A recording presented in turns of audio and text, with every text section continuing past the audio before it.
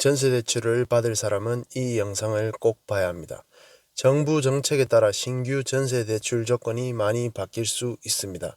또한 기존의 전세대출을 받은 사람들도 대출 연장을 할 때 대출 조건이 많이 바뀔 수 있습니다. 그래서 여러분은 2022년 전세대출의 조건이 어떻게 변경될지 항상 귀를 기울여야 합니다.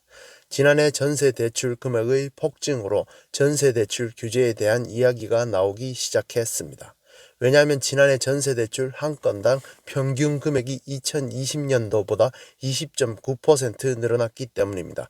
2019년 1억 4,500만원, 2020년 1억 6,400만원이었던 것이 2021년 말 1억 9,900만원으로 껑충 뛰었습니다. 그래서 작년 10월 전세자금 대출 금액을 DSR 40%에 포함시키려고 했습니다. 하지만 전세자금 대출은 서민 실수요자가 많이 이용하기 때문에 결국 DSR 규제에 포함시키지 않았습니다.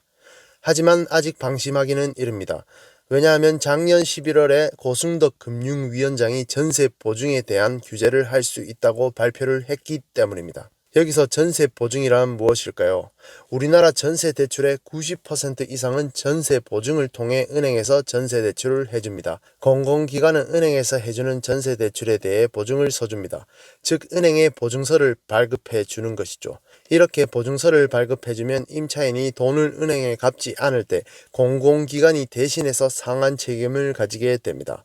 공공기관은 신뢰성이 높은 기관이기 때문에 은행은 공공기관을 믿고 상대적으로 싼 이자로 전세대출을 해주게 됩니다.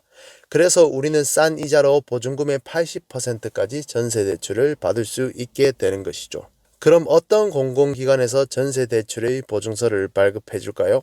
세 가지 기관이 있습니다. 주택금융공사, 주택도시공사, 서울보증보험입니다. 기관에서는 보증해주는 한도 금액은 일반적으로 전세 보증금의 80% 정도라고 생각하면 됩니다. 각 보증기관의 상세 대출 조건에 대해서도 한번 알아보겠습니다. 먼저 HF의 대출 조건부터 살펴보겠습니다. HF는 금리가 저렴한 편입니다. 소득이 있는 사람만 대출이 가능하고 대출 한도는 2.2억 원입니다. 작년까지 전세 보증금이 수도권 5억 원 이하, 지방 3억 원 이하일 때 대출이 가능했습니다. 하지만 올해부터 수도권 7억 원 이하, 지방 5억 원 이하일 때 대출이 가능해졌습니다. 하지만 대출 한도는 2.2억 원으로 작년과 동일합니다.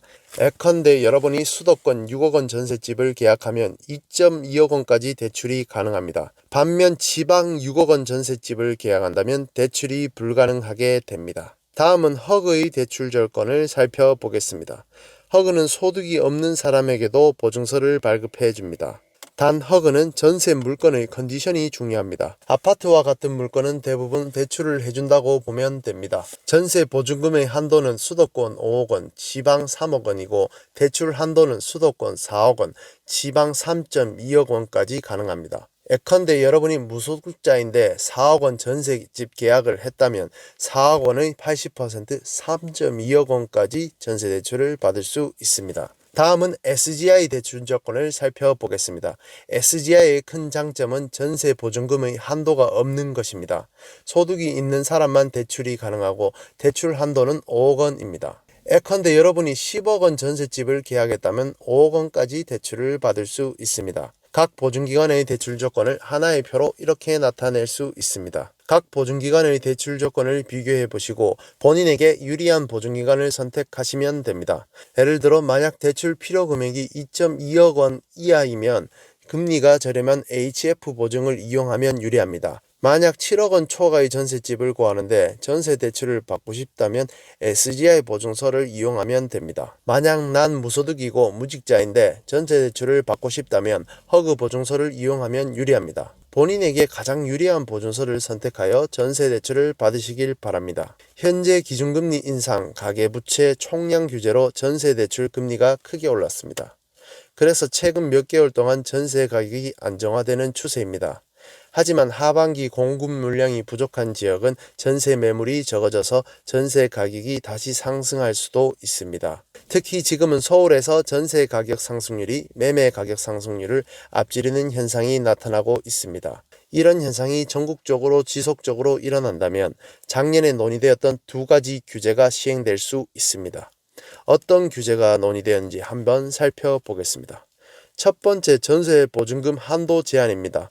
SGI는 전세 보증금의 한도와 상관없이 대출을 해줍니다. 정부는 전세 보증금 한도를 제한하도록 SGI에 압력을 넣을 수 있습니다. 이렇게 되면 고가주택의 전세집은 대출을 받을 수 없게 됩니다. 두 번째, 보증금액 제한입니다. 현재 세 곳의 공적 보증기관은 전세 대출액의 90% 이상을 보증을 해주었습니다. 그래서 은행은 싼 이자로 전세 대출을 해줄 수 있었던 것이죠. 정부에서는 보증금액을 제한하는 규제를 생각하고 있습니다. 예컨대 보증기관에서 보증해주는 금액을 대출액의 50%로 줄이는 것이죠. 이렇게 되면 은행은 빌려줄 돈에 대한 리스크가 커지기 때문에 기존보다 이자를 올릴 수밖에 없게 됩니다. 그리고 소득이 낮은 사람, 신용도가 좋지 않은 사람은 대출을 못 받게 될 수도 있습니다. 최근 부동산 시장은 매매 전세 가격이 안정화되고 있습니다. 그러나 만약 올해도 공급 부족으로 전국적으로 전세 가격 상승 기미가 보인다면 정부는 이 두 가지 규제를 시행할 것이라고 봅니다. 고가주택의 전셋집을 구하는 분은 전세 보증금 한도 제한 규제를 받지 않기 위해서 규제 전 꼭 대출을 받아둬야 합니다.